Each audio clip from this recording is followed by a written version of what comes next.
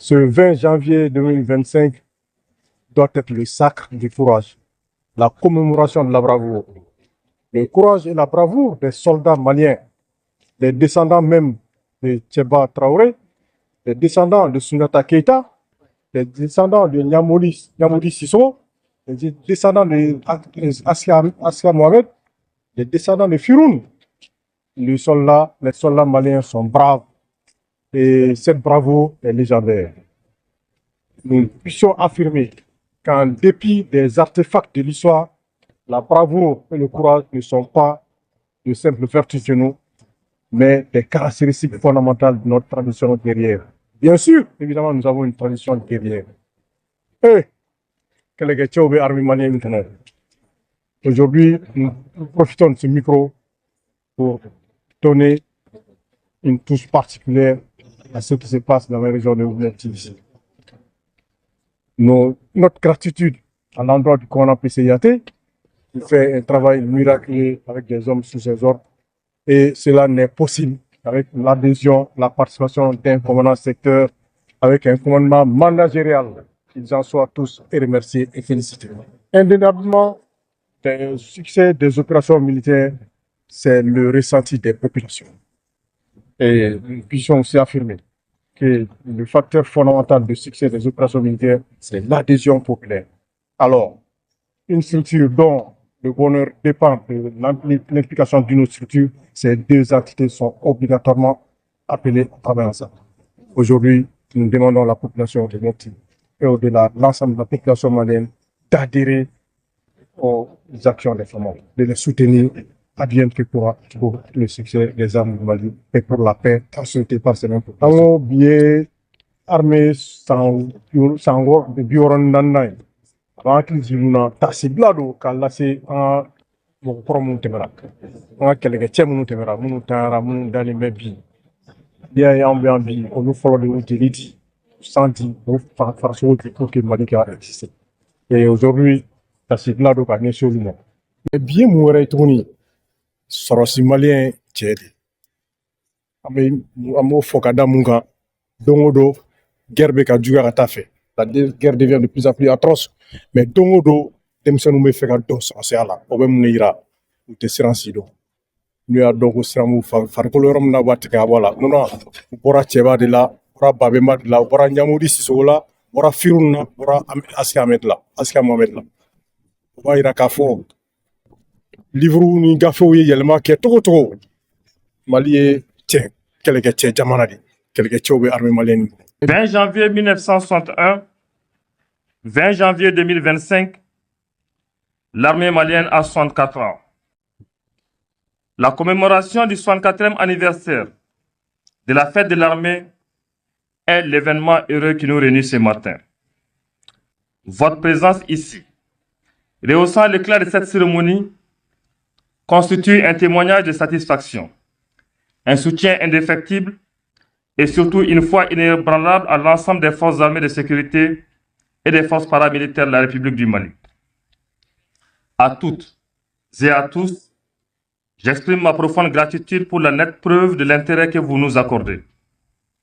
Cet honneur, si grandiose, nous interpelle à plus d'engagement et de détermination pour l'exécution d'une mission régalienne vis-à-vis de l'État et de la population, comme l'ont jadis été définis à nos prédécesseurs. Nous en sommes très fiers et tâcherons de mériter ces marques de sympathie et d'amitié. En effet, l'héritage que nous ont légué nos ancêtres est très lourd. C'est pourquoi nous devons, dans un élan de solidarité, empreint de franche collaboration, œuvrer pour pérenniser les valeurs inculquées par nos élus devanciers afin de faire face aux devoirs et charges qui sont les nôtres aujourd'hui. Excellences, Monsieur le Gouverneur, honorables invités. Pour rappel, après la création de la jeune armée malienne en octobre 1960, le président Modibo Keïta, à l'issue d'un congrès extraordinaire de l'US-RDA, demandait à la France l'évacuation de toutes les bases occupées par l'armée coloniale. Ainsi, le dernier soldat quittait la base de Tessalit le 20 janvier 1961, faisant donc de cette date le symbole de la construction d'une armée républicaine et digne. Excellences, Monsieur le Gouverneur, Mesdames et Messieurs, en janvier 1961, tout comme en août 2022, l'histoire semble se répéter avec le départ, une fois de plus, des forces françaises de Barkhane et Takuba du territoire malien.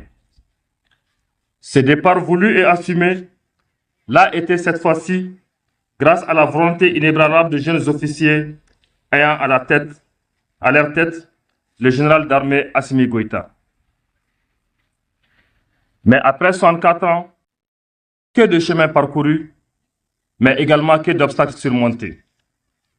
En effet, après avoir fait face à une série de rébellions cycliques, l'armée malienne fait face depuis 2012 à une nouvelle forme de violence orchestrée par des forces obscures et manipulatrices que j'ai nommées le terrorisme. Cette nouvelle violence n'est plus ni moins qu'une nouvelle forme de colonisation pour mettre la main basse sur nos ressources. Mais fort heureusement, aujourd'hui, cette vaillante armée, en synergie avec les armées de la Confédération de l'Alliance des États du Sahel et en partenariat stratégique avec des pays amis, œuvre au quotidien à lutter contre le terrorisme et le banditisme sur toutes ses formes. C'est le lieu ici de remercier tous ces pays amis, particulièrement ceux de la Russie. Certes, le chemin de la victoire est long, mais les FAMA de jour comme de nuit sont déterminés à atteindre leur objectif final, qui reste la défense de l'intégrité du territoire national. Excellences, Monsieur le Gouverneur, honorables invités, c'est le lieu ici et maintenant d'exprimer notre solidarité à toutes ces familles endeuillées par le terrorisme. Sachez que le sacrifice de vos enfants ne restera pas vain et je puis vous assurer que nous n'aurons de répit qu'après avoir bouté de notre territoire toutes ces forces obscurantistes. La lutte pour la souveraineté est semée d'embûches, mais il nous revient de bâtir les fondements d'un avenir radieux pour les générations futures. C'est ce à quoi le 4e couplet de notre hymne national nous interpelle encore, hier comme aujourd'hui, je cite. La voie est dure, très dure, qui mène au bonheur commun, courage et dévouement, vigilance à tout moment, vérité des temps anciens, vérité de tous les jours, le bonheur par le labeur fera le Mali de demain. Fin de citation. Recevoir une distinction honorifique de la hiérarchie militaire reste et demeure un objectif de tout militaire durant sa carrière. Aujourd'hui, l'instant tant solennel m'offre l'immense plaisir de vous témoigner toute la satisfaction et la gratitude du commandement de la région militaire numéro 6 sur la manière de servir exemplaire de certains militaires qui se sont brillamment distingués afin d'être inscrits sur le tableau d'honneur de la région militaire numéro 6 au titre de l'année 2024. Il s'agit de 32 539 Mohamed Barké, adjudant-chef. 37 378 Alouk Loubali, sergent-chef. 42 107 Noum Traoré, sergent-chef.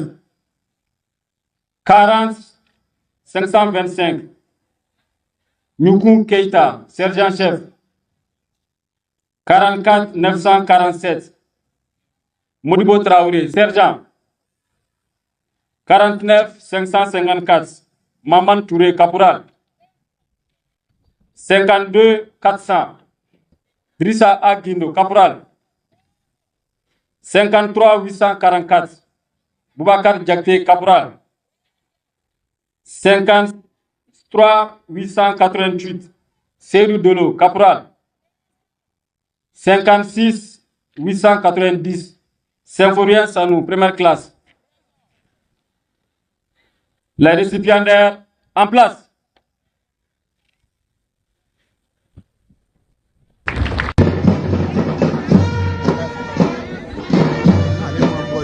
Le mouvement pionnier. Daria. Les assistants au Daria. mouvement pionnier. C'est le patriotisme.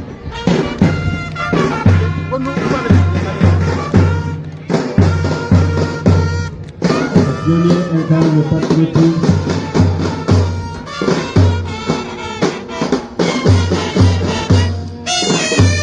Pionnier aujourd'hui, pionnier toujours.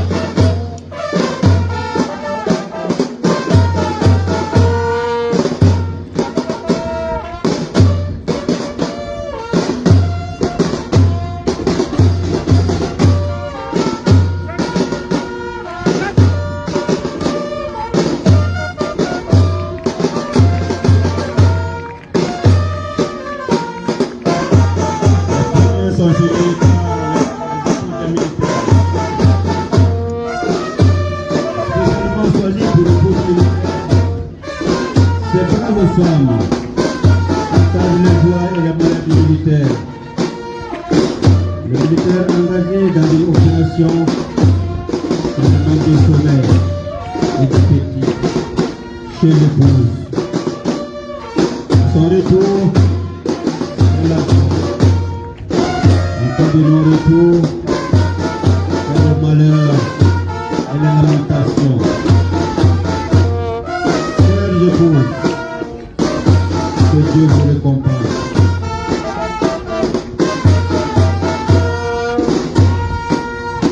Rendez le passage des épouses des militaires. Le passage des épouses des militaires. Nous avons les anciens combattants. Ceux qui ont tout donné à la patrie et qui se reposent aujourd'hui. Votre repos est interrompu, car vous êtes toujours aux côtés des femmes pour prodiguer des sages conseils. Sergez, que Dieu vous donne longue vie.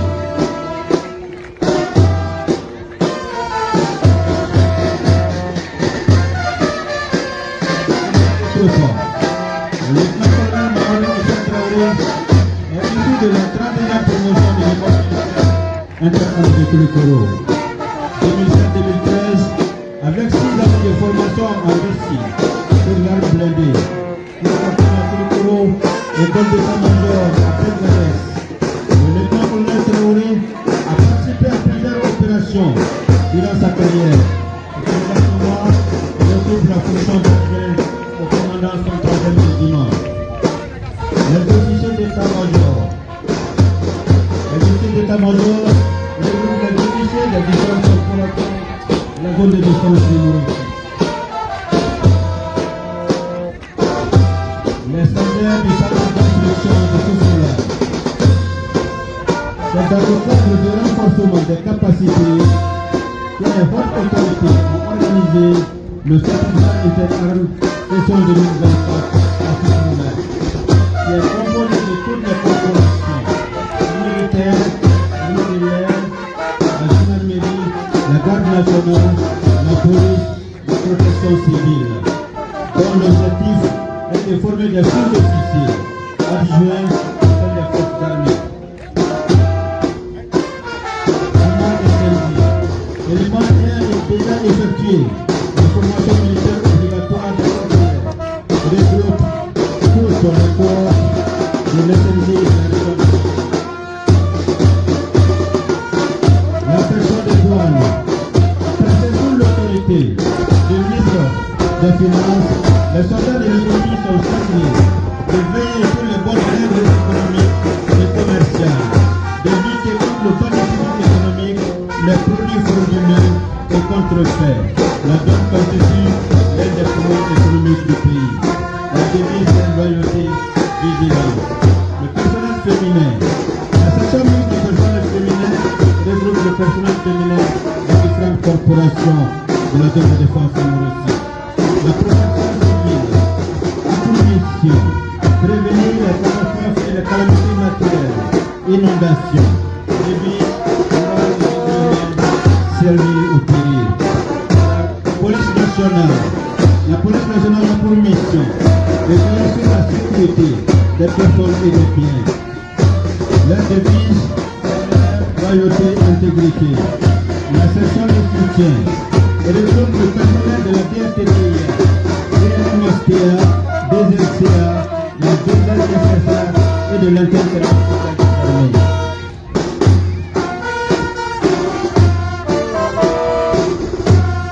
La gendarmerie nationale a pour mission la défense opérationnelle, la sécurité publique, le maintien d'ordre.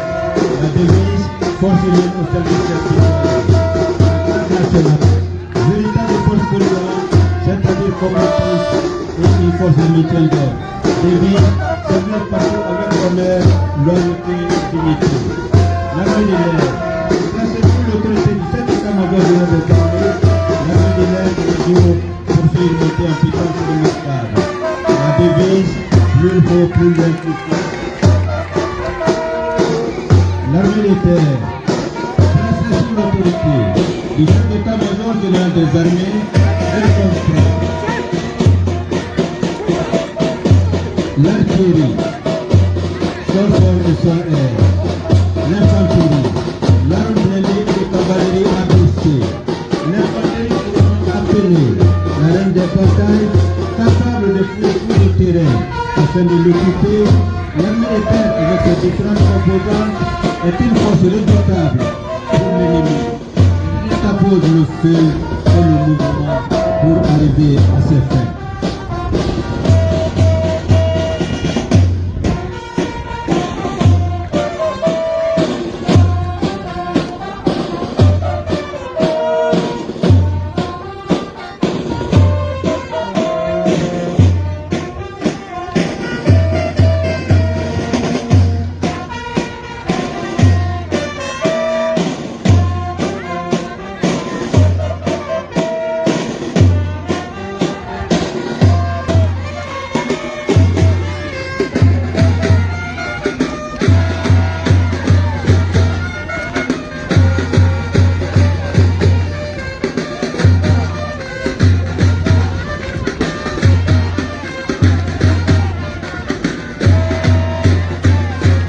Nous assistons au passage de la session de sport.